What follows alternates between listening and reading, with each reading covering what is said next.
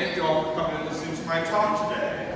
My name is Schmidt. I am a seasonal park ranger here at Mount Rushmore, and I'm originally from Minnesota. So to start off with, how did Mount Rushmore begin? How did this single crazy idea become this magnificent memorial you see above you? Well, I'll tell you it's both an amazing story and one filled with a lot of trials and tribulations throughout the whole process of making it. But to start off with the idea, whose idea was it to build Mount Rushmore? Well, it was this guy's idea. Doane Robinson. He was the first state historian of South Dakota, and back in 1923, he wanted to find a way to get more tourists to the Black Hills, get more people to visit this area. So he had a bit of a crazy idea. His idea was he wanted to build the heads of famous Western figures, like Lewis and Clark, Sitting Bull, Wild Bill, onto the needles down in Custer State Park. Has anybody been to the needles yet at all? A few people, okay, nice. For those who are not, you should check them out, but here are what they look like. There are these cool stone spires that set up all along the highway in Custer State Park. So really neat to see, for sure, very unique. So, Doane Robinson's idea was to put the heads of people like Lewis and Clark onto these stone spires to attract more tourists to the area. So he had his idea. What was the first thing he needed? Well, he needed a sculptor. He first found a man named Taft, who was a famous sculptor at the time, but was also in his 70s, didn't really want to start a big project like this, so wasn't really too interested. But Taft referred him to another man, Gutzon Borglum, who was a famous sculptor working down in Stone Mountain, Georgia at the time. We have a picture of Gutzon Borglum right over here, the guy with the mustache.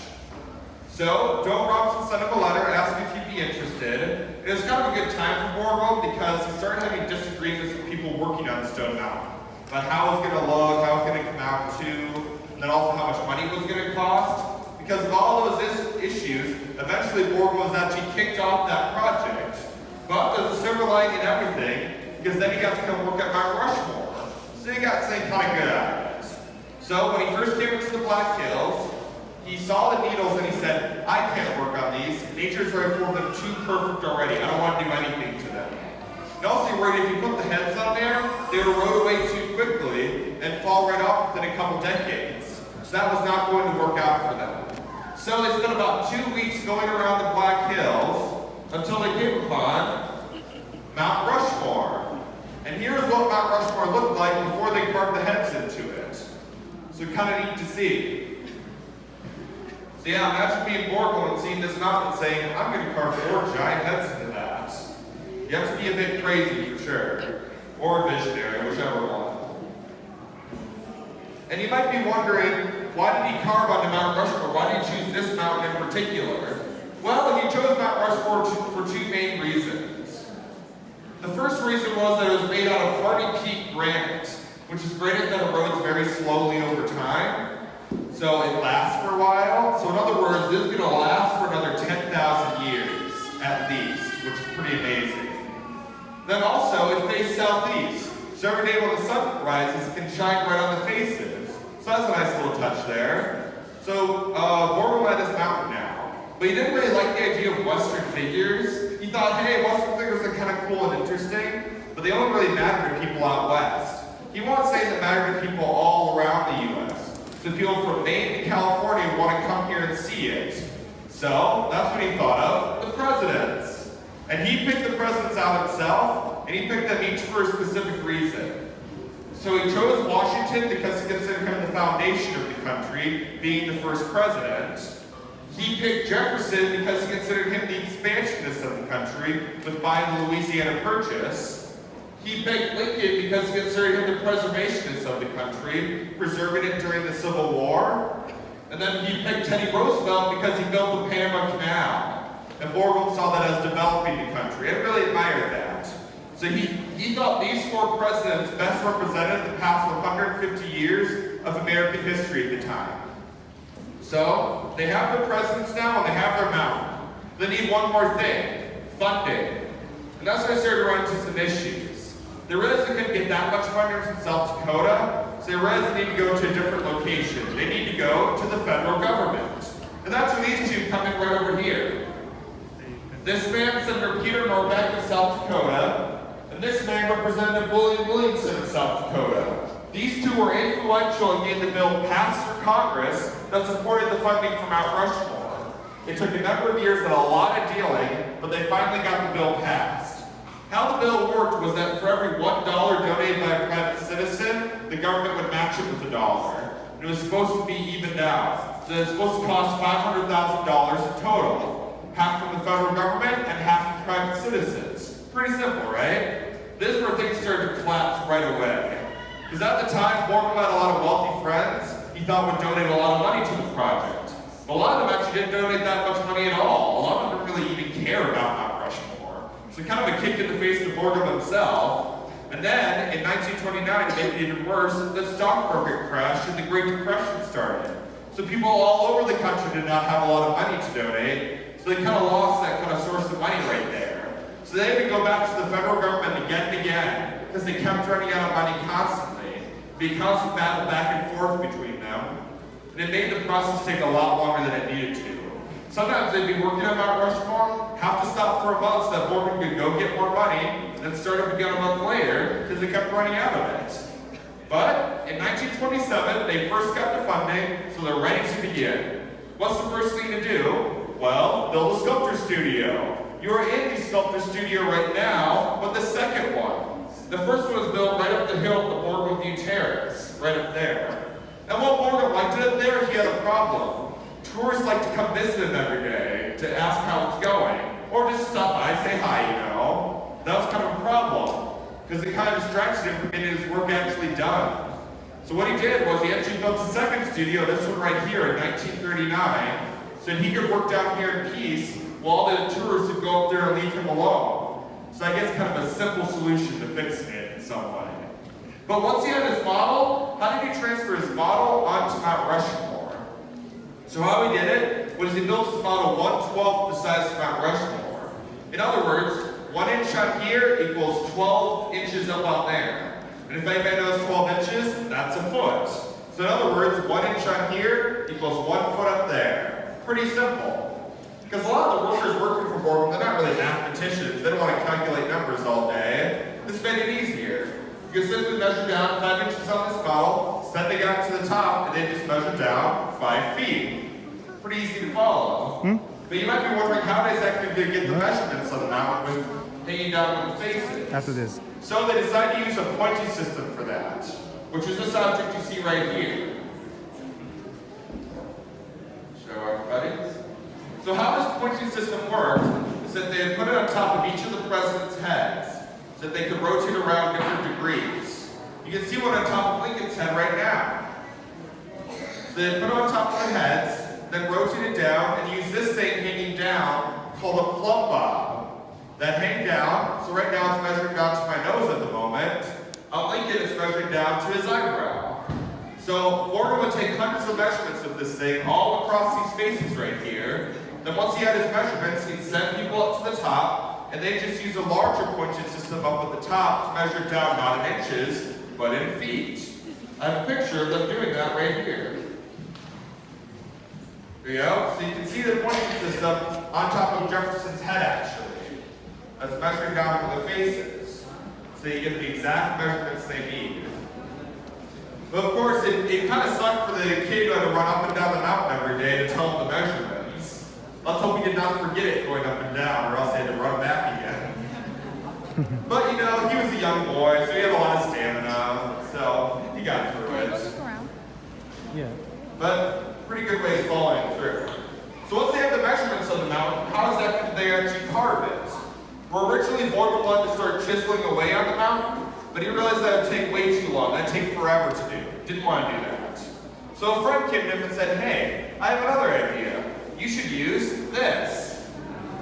Does anybody know what this is? Dynamite, yes. You guys know your stuff. They decided to use dynamite to blow up Mount Rushmore. So how it worked is that they would take a jackhammer, and we have one sitting right over here. They attach this drill to it, and they drill holes all on the side of Mount Rushmore wherever they wanted to blow it off. And once they had the hole drilled, they would take the dynamite, which they could cut into different size pieces. So you could have a small piece like this one, which could be used for smaller explosions. Or they'd have a big piece like this one that could be used for bigger explosions. So you know how much you want to blow off. They'd stick it in and blow it off the mountain. And they'd do that twice a day. So they'd do that at lunchtime and at 4 o'clock. That way people who were working on Mount Rushmore knew when they were going to blow it off. That way they were not on it when it did get blown off. Kind of a smart way of doing that. And then also, this is the reason you get all this debris off of Mount Rushmore. So all that debris is just them blowing off the mountain itself. Pretty much, just leaving the rocks right there. And they use dynamite for a majority of the carving process. 90% of the carving of Mount Rushmore is by dynamite. So most of it. It's pretty amazing. But once they started getting close to the face, they didn't really want to use dynamite for fear they might blow off too much of the face. So they used a different system called honeycombing, in which they would drill holes all along the rock face, so just all across the rock face itself, however deep they wanted it to go. Then once they had the holes drilled, they would take a hammer and a chisel, and then just chisel off the side of the rock, and pull the rock right off. And that's how you get the rest of the rock off. Putting the holes in was to make it easier to know how deep they need to go for the rock, and also made it easier to chisel off. If you already have holes halfway through, it's easier to chisel off the rest of it and pull off the rock itself. So that just made it easier for the last process. But it wasn't exactly perfect. The mountain wasn't as smooth as they wanted it to be. So they have to do one more thing. They would take a smaller jackhammer like the one you see right here, and then attach this object to it which has sharp points at the end. And once they attach it to it, they would use a system called bumping, which they would bump all on the side of Mount Rushmore. So just going all across it. They go all across the faces, and this is how you get that smooth surface of Mount Rushmore you see today. Because this actually smoothed out the whole surface of it, so it wasn't jagged and hard to see. But also, it'd be kind of annoying having to listen to this all day long. So they kind of got used to that. So that's kind of the majority of the carving process. You might be wondering how they do that when hanging over the side of the mountain, just sitting right at the side. Well, they'd probably sit in a chair, that chair in fact, called a bosun chair. That's what they'd sit in every day when working on it. I have another picture of a guy doing that right here. So here he is just sitting away, jackhammering away on the mountain. And if you notice the jackhammer in his hands weighs about 40 pounds. So kind of heavy to be doing on the side. But the thing was, lots of these guys were miners, so they're kind of used to this heavy manual labor all day. And hey, at least for this job, they're above ground. So that's a bit nicer than maybe being below ground the whole day. So it made it a bit easier.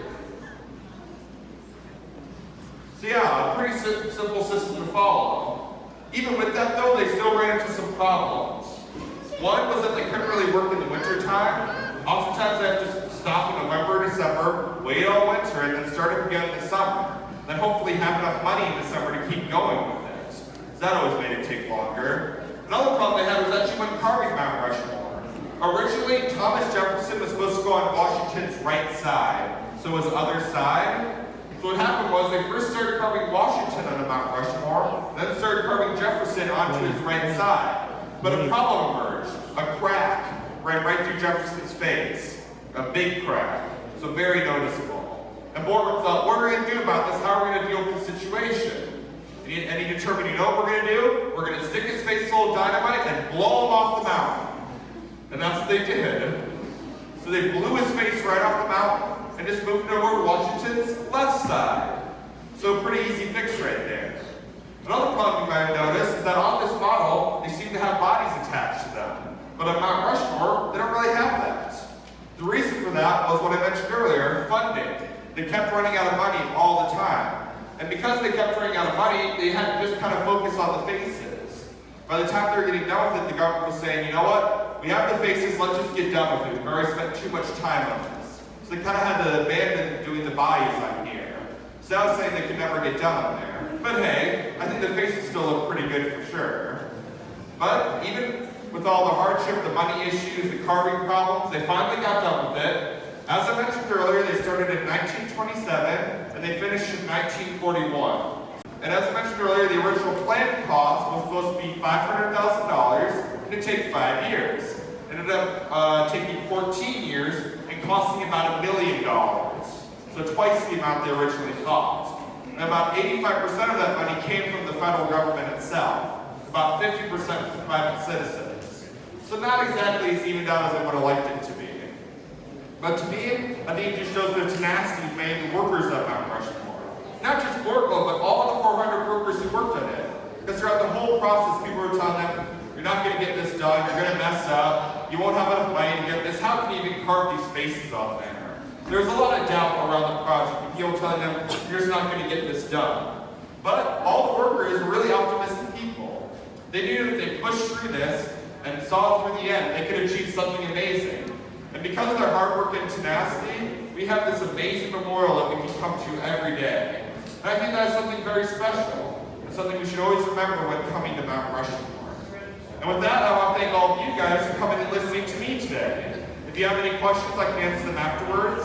We'll be having another studio talk in about 13 minutes at 10:30. But once again, have a great day, everybody.